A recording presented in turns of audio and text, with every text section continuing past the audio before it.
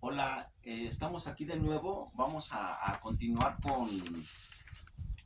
con otro capítulo más para, para enseñar este personaje de Pazuzu que es ocupado en forma de gárgola en las catedrales. Vamos a explicar el mito.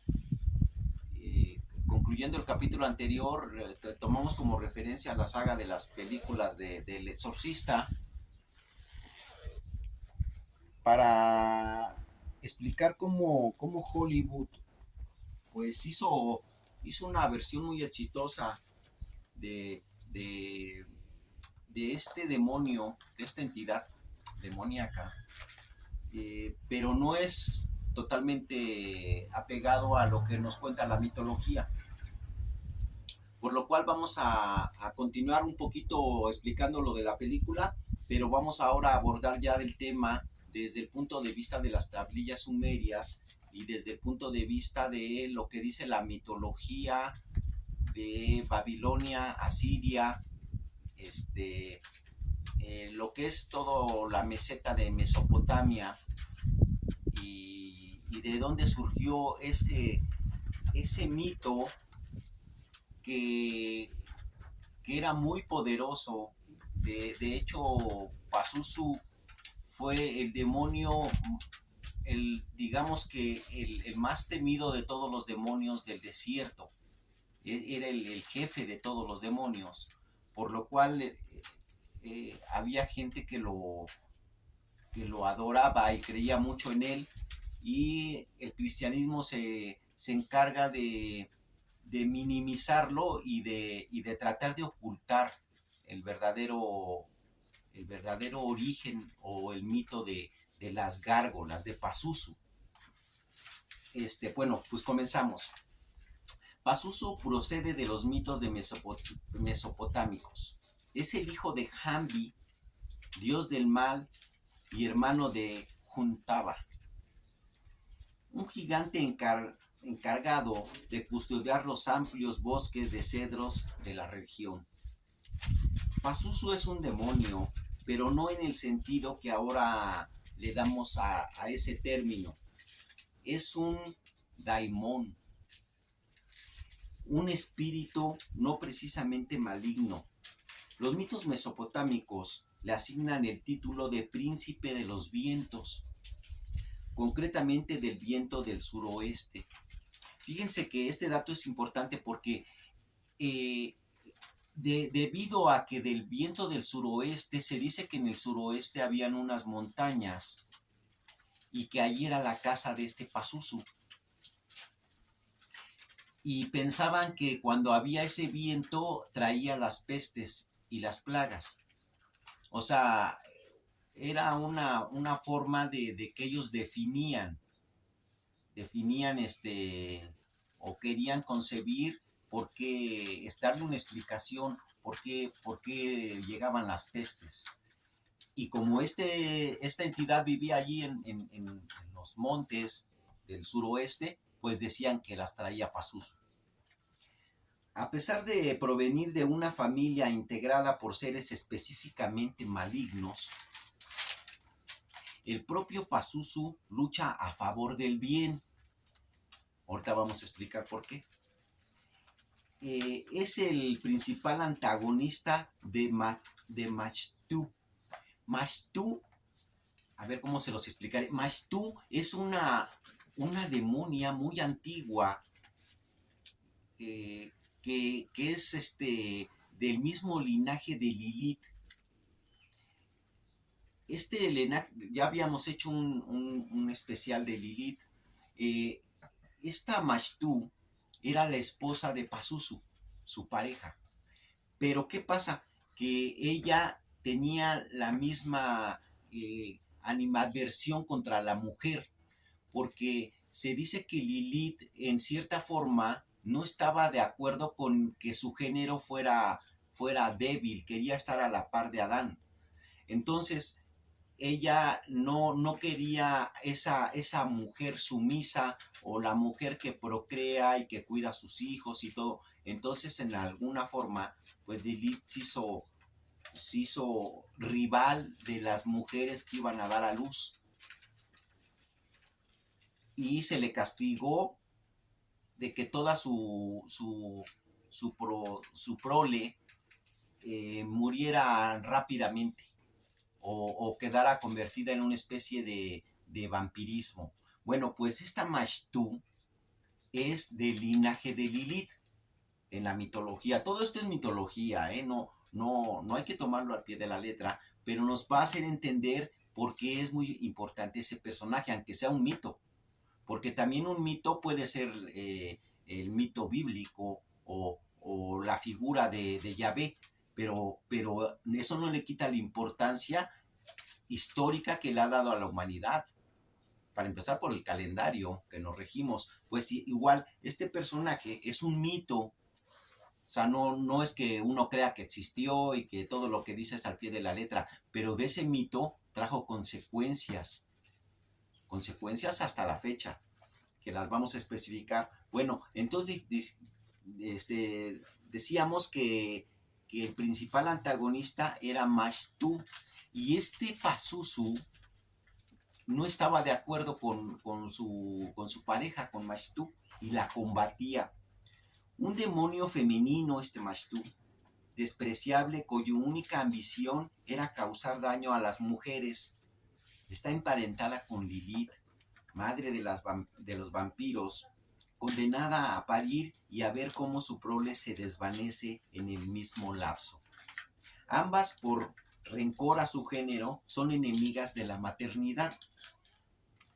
Por eso es que se ponía ese idolito en las cunas de los bebés, pero lo vamos a explicar más adelante. En este sentido, Pazuzu lucha contra la Mashtu para ponerla lo más lejos de las mujeres que le han invocado. Y en el proceso no vacila en emplear tormentos, sequías, plagas. Estos eventos vistos desde una visión aislada parecen productos de una maldad ciega, insensata, incluso el aspecto de Pazuzu, que integra rasgos animalescos, infunde mucho terror. O sea, no es una figura que nos lleve a pensar que es piadoso, sino que es terrorífico su aspecto. Pero dicen que un libro no se juzga por la portada. Entonces, decimos que esta mujer, esta demonia, esta Mashtu, estaba en contra de la mujer que iba a parir, pero fíjese que era la antagónica. Pazuzu no estaba de acuerdo, por lo cual lo defendía, y para poder defenderla a la persona que iba a ser posesa, que iba a ser ocupado su cuerpo por esta entidad espiritual, Pazuzu tenía que tomar decisiones que aparentemente hacen daño al que posee, pero vamos a explicar por qué no. Por esto, este demonio y no otro es el elegido por el autor de la película El Exorcista para poseer a la niña Regan. La niña Regan, aquí voy a enseñar una foto de ella. Pues es una actriz muy famosa. Es esta niña la que personificó a la niña Regan que se le mete Pazuzu. Entonces, ¿por qué el productor eligió a ese demonio? ¿Por qué no eligió a otro? Pues hay un porqué, porque todos los productores no es que se les ocurran las cosas, estudian para que su argumento tenga validez. Bueno, al menos los buenos productores, los buenos cineastas, porque hay unos que son al vapor, pues. Escogió a ese demonio para que se le metiera a la niña Regan. En la trama, la verdadera víctima de Pazuzu era Burr Dennis. O sea, sabemos objetivamente, dice, que este hombre subió al cuarto de Regan, o subía al cuarto de Regan, y que luego su cuerpo fue encontrado al final de aquellas largas y míticas escaleras. O sea, cuando empieza la película, se sabe que encuentran un cadáver al final de las escaleras, pero, pero piensan que resbaló, que cayó, pero la ventana estaba rota del cuarto de la niña. Entonces hay un detective que se llama Kinderman, encargado del caso. Supone que su cuello fue roto antes de la caída. Varias conjeturas que Denise haya subido al cuarto de la niña esta Regan, muchas veces en el pasado, antes de lo que la película nos sugiere, que antes de las escenas que vimos en la película, y que los síntomas de la niña, en apariencia sin sentido, forman un discurso que repite la actitud violenta que ella ha sufrido. En este sentido, Regan pudo haber utilizado el tablero de la Ouija para indagar sobre algo que la perturbaba enormemente, algo que la avergonzaba, hablar con su madre. Eh, Miren, si recordamos en la película, la niña empieza a tener un comportamiento eh, muy extraño, inclusive un lenguaje obsceno. Cuando la llevan con el psicólogo, le dice ella que quite las manos de su cuerpo, y le dice una serie de groserías. También en una ocasión que su mamá tiene una reunión en una fiesta con sus compañeros de trabajo, la niña baja y se orina delante de ellos y les dice que van a morir. Eh, entonces ella también tenía una especie de actitud como autista, como que se ponía a divagar, y su mamá estaba muy preocupada. Los médicos le dijeron pues que ellos pensaban que, o sea, le hicieron encefalogramas y no tenía nada. Entonces pensaron que era un tipo como de enajenación de la niña, y que pues que mejor recurriera a un brujo o a una divinidad, porque la ciencia pues no se encarga de esos casos, y dicen que para que se te quite un mito, pues con otro mito más fuerte. Entonces le sugirieron, por lo cual la mamá, que no era católica, no creía en esa religión, pero como ya se la habían, ella tenía un vecino que era un padre, que es el padre Carras. Este padre estaba frustrado porque, a pesar de que él era doctor en psiquiatría, vivía en una situación un poco precaria económicamente. Entonces le decían, fíjate lo que son las cosas, si tú no fueras sacerdote, con el simple hecho de la carrera que tú tienes, tú vivirías muy bien y tu mamá no tendría por qué estar sufriendo. Entonces él tenía ese malestar, por lo cual empezó a perder la fe. Pues esta niña, eh, esa conducta y ese lenguaje, las personas que saben de psicología dicen que cuando una niña empieza a hacer eso es porque le está pasando algo. Entonces, en este caso, el productor de la película, el guionista, nos da a entender que esa niña era abusada. Al menos la tocaban, pero la niña no, como era pequeña, tenía 13 años, pues le daba vergüenza, le daba miedo decirle a su mamá, pero ella recurrió a la Ouija pensando que alguna entidad espiritual le iba a solucionar el problema. Aquí es donde entra Pazuzu. Miren, Pazuzu solamente llega cuando le hablan, cuando lo invocan. Entonces, él ayuda a las niñas para que no llegue Mashtu a matarlas. O se pone en contra de las personas que quieren atentar contra los niños. Por eso es que se les ponía ese amuleto. ahorita vamos a explicar las características del amuleto de Pazuzu. ¿Cuáles son sus características y por qué es un símbolo muy poderoso?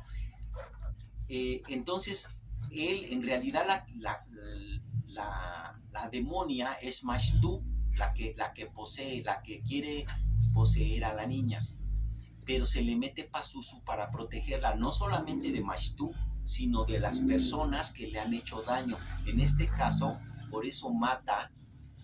Pazuzu no mata a la niña, Pazuzu mata al que la tocaba. Lo avienta por la escalinata, le rompe el cuello.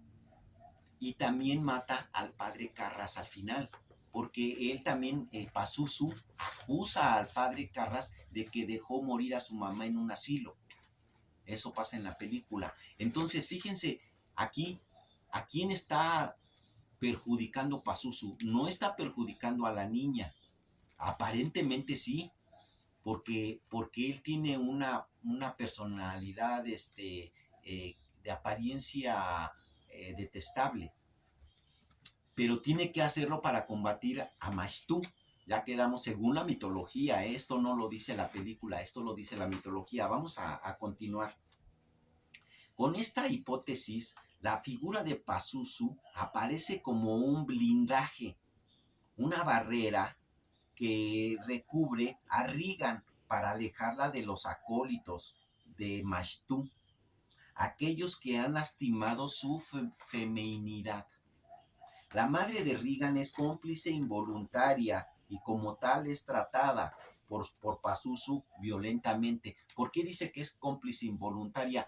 Porque la mamá, en el afán de que los productores le dieran, ella era madre soltera, y entonces en el afán de que le dieran un protagónico en la película, pues hacía fiestas, los llevaba, se emborrachaban, y, y este hombre que resbaló por las escalinatas, que lo aventaron, pues aprovechaba para subirse a su cuarto y en lo que ellos estaban en las fiestas, pues abusar de la niña. Eso no nos lo dicen literal, pero lo da a entender para las personas expertas que han analizado la psicología de la película. Finalmente tenemos al padre Carras y al padre Merrin. El padre Merrin es el que aparece al principio de la película en el desierto, que se encuentra la cabecita de Pazuzu. Merrin fallece durante el exorcismo por una afectación cardíaca y el padre Carras, en cambio, se arroja voluntariamente por la ventana, no sin antes haber golpeado ferozmente a la niña, a pesar de que aquello no podría producirle ningún daño a Pazuzu. O sea, el que el padre le pegara a la niña, pues no le hace nada a Pazuzu. Pazuzu es una entidad espiritual, demoníaca, pero espiritual.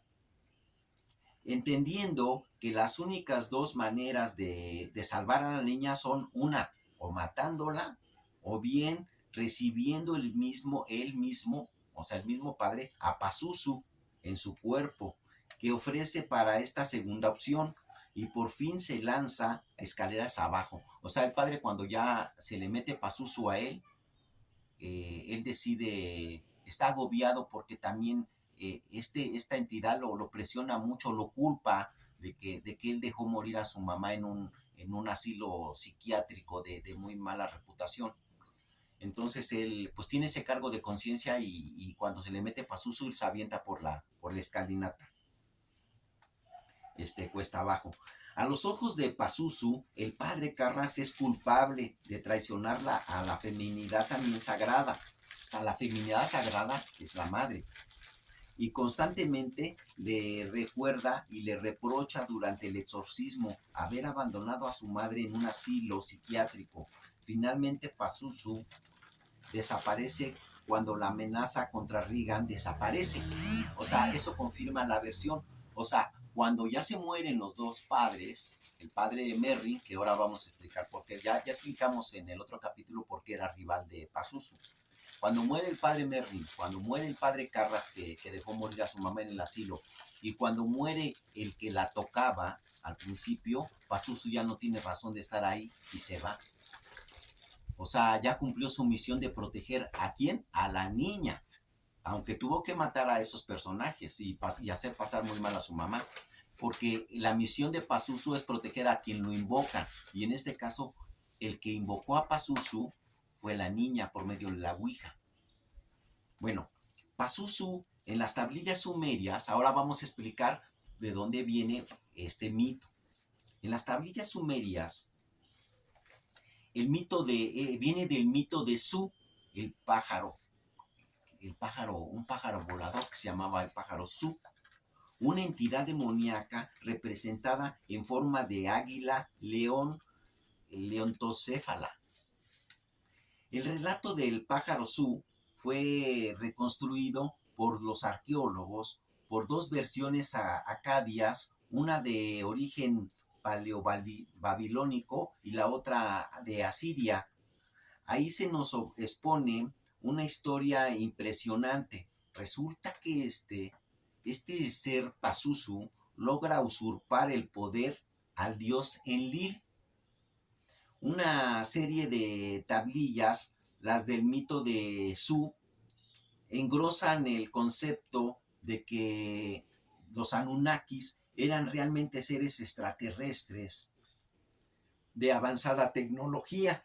Entonces, miren, aquí vamos a poner esta entidad Pazuzu como, cuando posee a alguna persona, esa persona empieza a tomar los rasgos de, de, de esta, de esta figura monstruosa y, y la entidad que entra, esa entidad que, que dicen aquí supuestamente unas versiones del historiador y que más sabe de la mitología de Enki, que es Parcerisa, pues nos dice que esta entidad eh, posiblemente viene del exterior. Vinieron a la tierra junto con el dios Enlil y el dios Enki. Ahora vamos a explicarlo mejor. El relato del pájaro Su fue reconstruido por los arqueólogos en Asiria. Ahí se nos expone una historia impresionante. Resulta que este ser Pazuzu logra usurpar, o sea, robar el poder al dios Enlil. Una serie de tablillas, las del mito de Su, engrosan el concepto de que los Anunnaki eran realmente seres extraterrestres. Vemos el relato inicia en que Enlil gobierna con mano firme desde la ciudad de Sumeria de Nippur. Se nos dice que Enlil posee una especie de centro de mando llamado Ekur, que significa centro de montaña. Fíjense bien la palabra Ekur, o sea, es un centro de mando que tiene Enlil. El templo de Nippur, en este Ekur, aparece un término sumerio muy interesante llamado el Duranki. Así se nos dice en las tablillas. El Duranki es el enlace entre el cielo y la tierra. Es decir, hablamos de un objeto, dispositivo que se encuentra en lo más alto del templo. Este Duranki era como un receptor, como un codificador, a la vez era un transmisor que podía enlazar las bases Anunnakis con las naves que estaban orbitando en el espacio, que tripulaban los Igigis. Los Igigis son los vigilantes, que también los menciona la Biblia, esos ángeles caídos. Los Igigis eran los 300 Anunnakis que se citan en las tablillas como los vigilantes, los Watchers.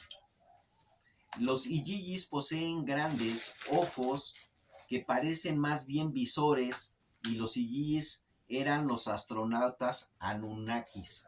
O sea, ellos en la figura, aquí tenemos por ejemplo una figurita de un Igigi.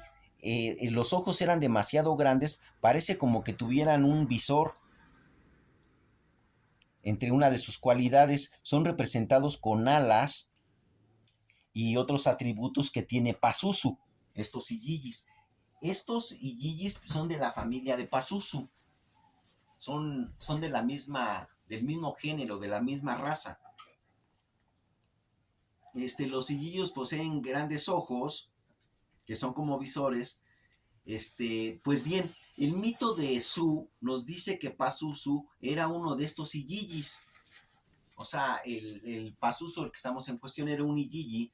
Parcerisa, habíamos dicho, que es uno de los más expertos en Anunnakis, considera que era un Murchi. Se traduce como reptil furioso, lo que hoy se conoce como las gárgolas. Eso es muy importante. Las gárgolas que están en las catedrales son Pazuzus, son de la familia, son Igigis. No son cosas decorativas para que se drene el agua. Nada más. O sea, también, y porque ahora vamos a ver por qué las pusieron ahí. O sea, no se les ocurrió nada más así.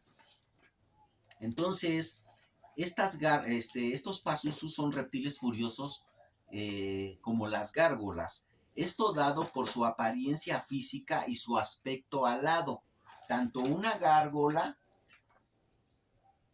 como Pazuzu son los mismos.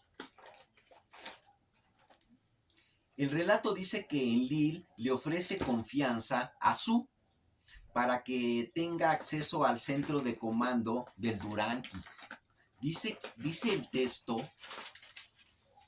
que los ojos de Su contemplaron la práctica del poder de Enlil, la corona de la soberanía, el manto de la divinidad, las tablillas de los destinos, atributo de su divinidad. Su los veía constantemente. Estas tablillas, estos textos sumerios, nos hablan constantemente de las tablas del destino, según la mitología. Nadie sabe con exactitud qué eran, pero se traducirán como decretos o leyes. Más o menos es como las leyes que rigen o que tienen que aplicar estos astronautas, estos Anunnakis con los humanos, así como las tablas de Moisés, por decir. A final de cuentas también son tablillas, pero eran tablillas sumerias. Pero más que eso, las tablas Me, así se denominan las tablas Me, conferían un poder ilimitado a los Anunnakis, una soberanía, una divinidad, gobernabilidad y estrategia militar. Las Me podrían alterar los elementos de la naturaleza, podrían alterar el tiempo y revelar datos de un nivel cuántico, es decir, cálculo probabilístico del futuro. O sea, según con esta artefacto que le robó Su a Enlil, él podría saber con antelación qué iba a pasar en el futuro, aparte de tener un rango militar y poder gobernar, porque era como un centro de comando. Es como que si a un campo militar le robaras toda su estrategia, toda su tecnología. Pues es lo que hizo Pazuzu, este pájaro Su, le roba a Enlil eso y se convierte en un ser muy poderoso. La Me eran unos cristales de cuarzo, dice, que actuaban con la energía del portador, almacenaban un ilimitado banco de datos de memoria con la energía del portador. O sea, el que lo portaba con su energía de él activaba ese banco de datos. Era como la película de las calaveras de cristal, que las calaveras de cristal tenían el conocimiento de todo el mundo. Entonces el que poseía las calaveras de cristal, con solo mirarlas se le pasaba el conocimiento. Hay gente que no lo soportaba. Pues aquí más o menos estas tablillas tenían más o menos ese poder de almacenar ilimitadamente banco de datos, es como una supercomputadora. Eso hacía que este personaje que la portaba pues fuera casi invencible. Había también brazaletes, pulseras o gemas en los hombros. Tienen algo que ver con los bastones de los magos ancestrales que también tenían diferentes gemas, diferentes piedras que daban ese poder. O sea, todos esos mitos ya se van derivando del mito de Pazuzu. Pues bien, el relato dice que Su toma la dirección al robar a Enlil. Me dice, estas tablillas le dieron gran poder y dice el que se convertirá en el señor de las normas y dirigirá a la totalidad de los Iyiyis, o sea, a la totalidad de los vigilantes. O sea, los va a hacer que se pasen de su lado y que ya no obedezcan el Enlil, sino que obedezcan a Pazuzu. Su espera al amanecer, cuando Enlil se está lavando en las aguas puras y se despoja de su corona y la deja en su trono. Su aprovecha ese momento para robar su corona. En ese momento esa corona era como un transmisor y lo despoja y entonces Enlil pierde los poderes. Su se llevó el poder de Enlil. Las funciones divinas fueron suspendidas cuando Su se alejó volando dirigido hacia su montaña. Fíjense, aquí cuando le robó se dirigió hacia su montaña. Ya dijimos que en el mito Pazuzu vive en las montañas de donde la gente piensa que viene el viento de la peste. Bueno, se dirige hacia sus montañas. El santuario quedó privado de su brillantez. O sea, al robarse también esas tablillas, eso receptor, se robó la energía y se quedaron en penumbras. O sea, también iluminaba, servía como fuente de energía. Los dioses de la tierra se reunieron al oír la noticia. Los dioses proponen, ¿quién de vosotros quiere matar a Su y así hacerse de un hombre glorioso en el mundo de los hombres? Dicen. Primero se lo piden al dios Adad, que gobierna en la meteorología. Adad responde que quien se oponga a Su quedará convertido en barro, tiene miedo y declina su oferta. A ver, dice que quien se quiera oponer a ese dios se va a convertir en barro. Eso nos recuerda a la medusa. Nos recuerda la medusa. También fue un ser castigado, pero la persona que quisiera verla a los ojos se convertía en piedra. ¿Por qué? Porque ahorita vamos a hermanar el mito de la medusa con el mito de Pazuzu. Y los dos esos amuletos van a ver para qué sirven. También el de la medusa. Pues bien,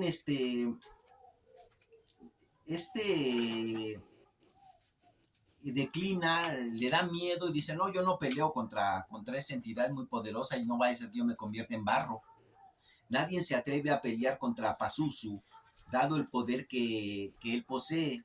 Así que Enki se ofrece, el hermano de Enlil, se ofrece para entablar esa batalla, pero Enki habla con la diosa Ma. La diosa Ma es también la que nosotros conocemos como Ninhursag, para que convenza a su hijo Ninurta de que pelee contra Pazuzu, cuyo padre de este Ninurta es Enlil. O sea, viene siendo su sobrino de Enki. Si fuera Enlil hermano de Enki.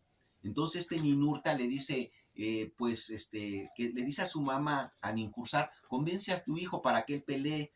Este hijo acepta con honor y su madre le dice a Ninurta las armas que deberá usar contra Pazuzu, contra Su. Enki le da una clave para vencer a Su. y le dice que ataque sus piñones y será vencido por la embestida del viento del sur. Los piñones son los huesos de las alas, los que pegan las alas con la estructura ósea. O sea, los seres alados, la parte del hueso que une son los piñones. Entonces dice que ese es su punto débil y que ahí lo ataque. Lo aconseja a Enki. Córtale los, córtale los piñones, mutílale de derecha a izquierda.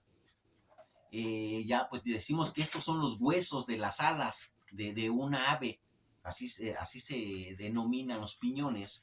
Pues Ninurta derrota a Su y le corta su cuello, le corta el cuello.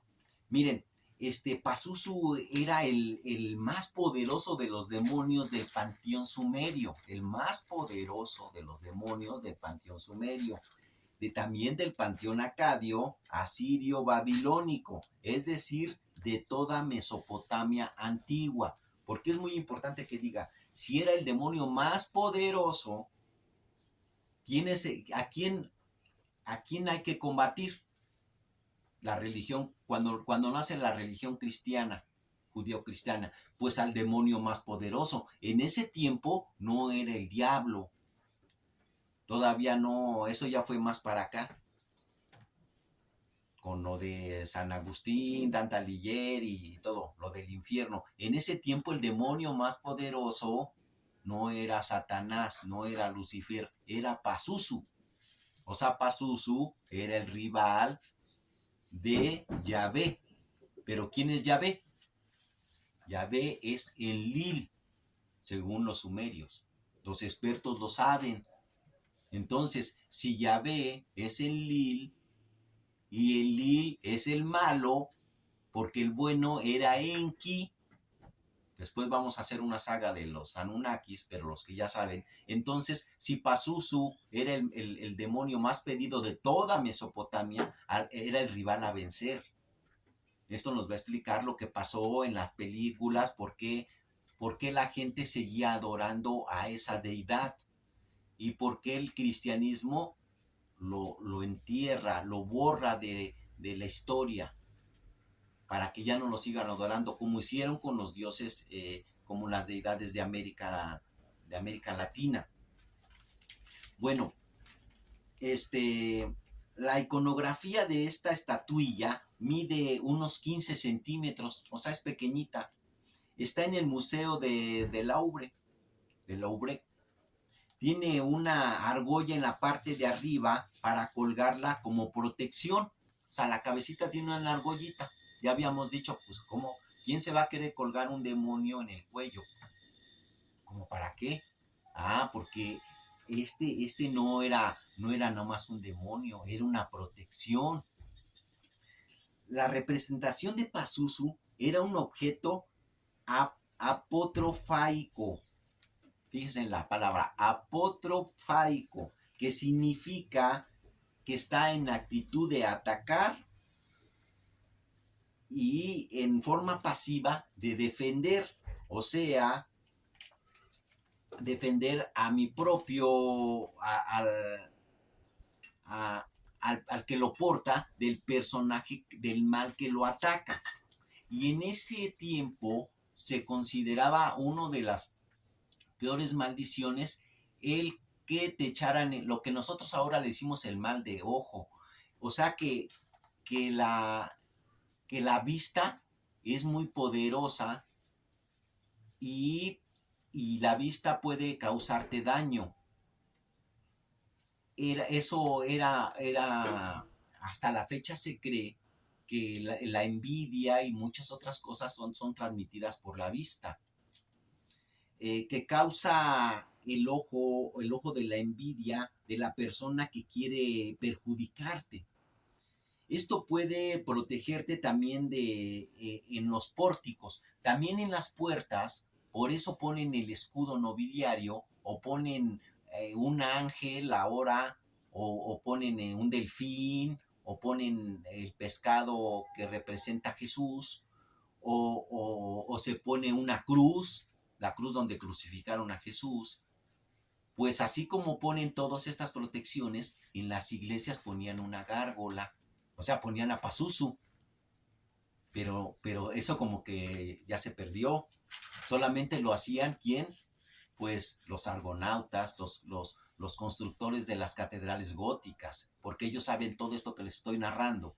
Y entonces, en vez de poner una cruz, en una catedral gótica no está una cruz, ni está la media luna, ni está el sol, ni está una cruz asbástica, está una gárgola, porque esa es la que protege de que alguien que le quiera hacer daño a ese templo de conocimiento o a ese templo de protección, pues se le revierta. Es como que tú te cuelgues un amuleto en el cuello, tú te lo pones, o los vampiros que se ponen un dije, o una esmeralda, una piedra, un rubí, para que, y también un vampiro te hipnotiza, su principal poder son los ojos. Ahorita vamos a ver cómo se van a unir todos los mitos con lo de Pazuzu.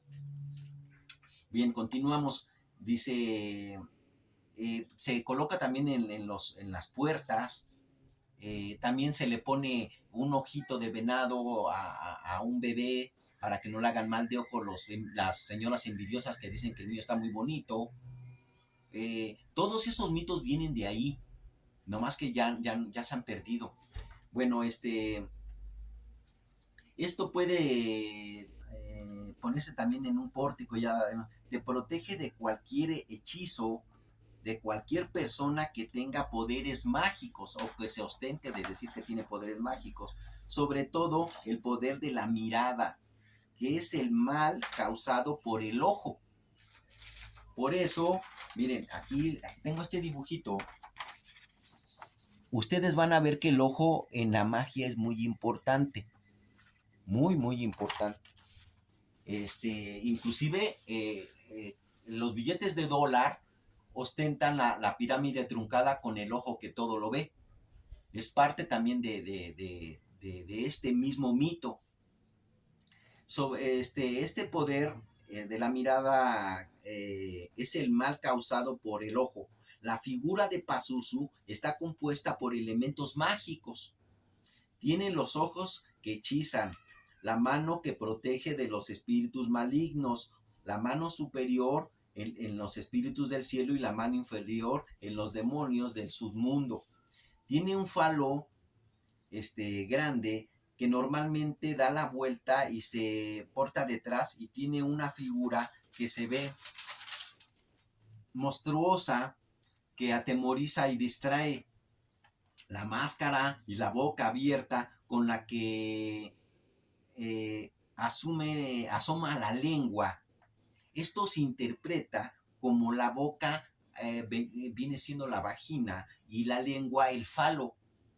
Símbolo de protección femenina. Hasta la fecha, esa boca es uno de los símbolos de las feministas actuales. Tiene 9 características mágicas, que en numerología es el 3x3, que es el protector por excelencia. O sea, es una acumulación de 9 protecciones, lo cual lo hace poderosa. Hollywood le hizo la mala fama a esta entidad. Miren, entonces decimos que este Pazuzu es un símbolo que tiene 9 cuestiones mágicas. Lo primero son sus ojos amenazantes que perturban y que hipnotizan, que pueden servir para petrificar a quien te quiera hacer el daño. Tiene su boca entreabierta por la cual asoma la lengua, así como esta gargolita, que dicen que significa una vagina y la lengua significa el falo. Pero esto no tiene nada que ver con erotismo. Esto es un símbolo sexual de protección, según los antiguos sumerios. Tiene alas y en su miembro viril es demasiado largo y se le enrosca por una pierna.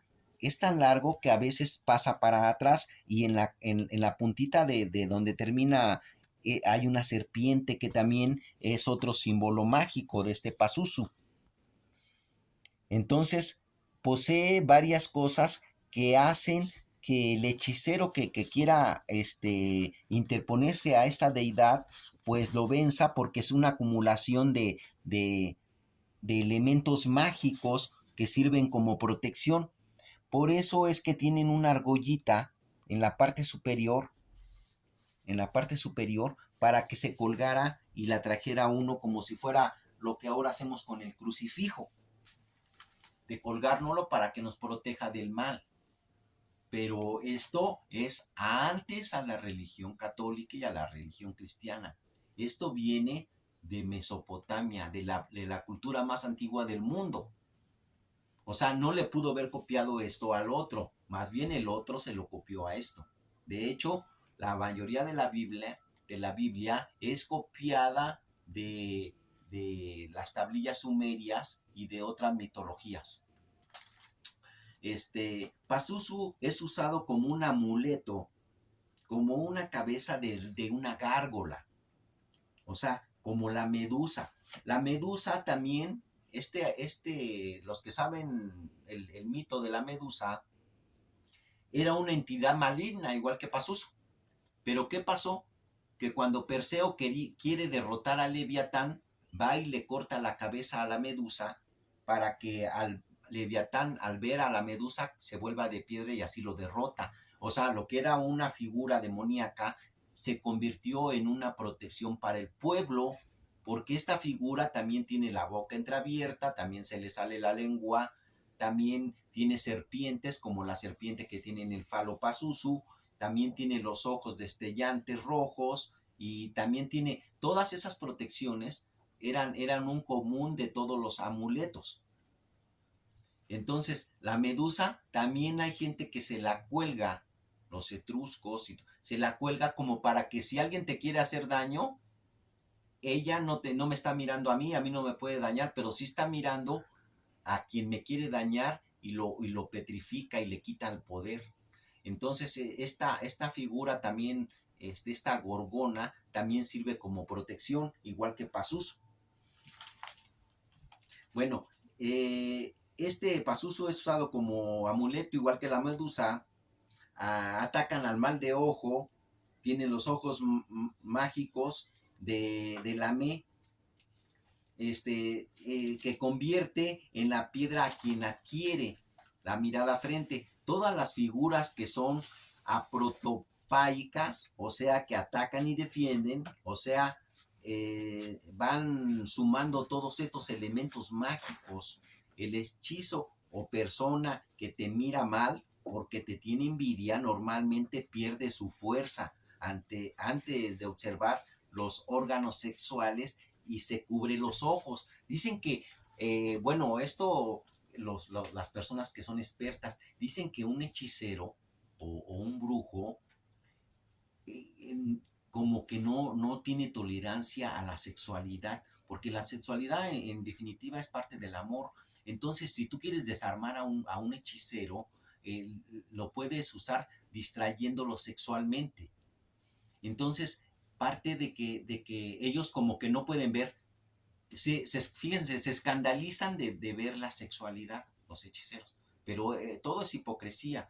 O sea, ellos se tapan los ojos, ay, no, como yo soy una persona espiritual, a mí no me vengas a perturbar con el sexo. Entonces, ese falo perturba a los que se ostentan como hechiceros. Es otro símbolo de protección, según la mitología, O sea, no es que yo lo piense, según la mitología. Todo esto es según la mitología. Pues bien, decimos que lo de la sexualidad era como para perturbar a los hechiceros, para que se cubrieran los ojos y perdieran sus poderes. Por eso Pazuzu lleva el sexo representado en forma de serpiente, que es otro de los elementos mágicos que suman en esta figura. La cabecita de Pazuzu, con la argolla, se le colgaba a los niños como protección y se ponía en la cuna o en la entrada de la iglesia en forma de gárgola. Es el mismo sentido del escudo nobiliario. Ahora, digamos, la monarquía pone su escudo, como los Rothschild. De hecho, escudo es para protegerte de alguien que te ataca. O sea, poner un escudo en la puerta de tu familia es el mismo sentido de ponerse una protección. Se pone en los pórticos también de la iglesia, se pone la cruz de Caravaca o la cruz de Jesús o, o la cruz de alguna otra religión, puede ser egipcia. Algunos dijes o medallones de los vampiros, ya decimos que también es lo mismo, representa la figura de Abraxas en la novela de Demian. También esa figura demoníaca, vampiresca de Abraxas también era para protección. También el ojo de venado, que ahora se le pone a los bebés, es el símbolo de los Illuminatis, al cubrirse un ojo. Ese simboliza eso, es el ojo de Horus, también es el ojo de la pirámide truncada, el ojo que todo lo ve, y que el ojo que está en el billete de dólar, que también es un simbolismo mágico. Pues ya habíamos dicho que se pensaba que esta entidad atraía la peste porque el viento maligno venía de esas montañas donde vivía. Pues miren, ya para finalizar, los talismanes son hechizos artificiales y los amuletos son naturales. Por ejemplo, esta piedra pirita es un amuleto, no es un talismán. Esto lo hizo la naturaleza y yo me lo puedo colgar o traer en mi bolsa para, pues no sé, para traer el dinero o por lo que la gente quiera. Este es un amuleto, es hecho por la naturaleza. Y los talismanes son hechizos, puede ser una figura, puede ser que antiguamente se colgaban a Pazuzu. Ahora, eso, si tú te cuelgas a Pazuzu, pues lo primero que dice la iglesia se te sataniza. Pero si te cuelgas la cruz donde crucificaron a Jesús, eso sí te protege. Pues hasta ahí la dejamos, acabamos este capítulo de la explicación de quién es Pazuzu y por qué se pone arriba de las catedrales góticas. Pues les espero les haya gustado y nos vemos en otro capítulo.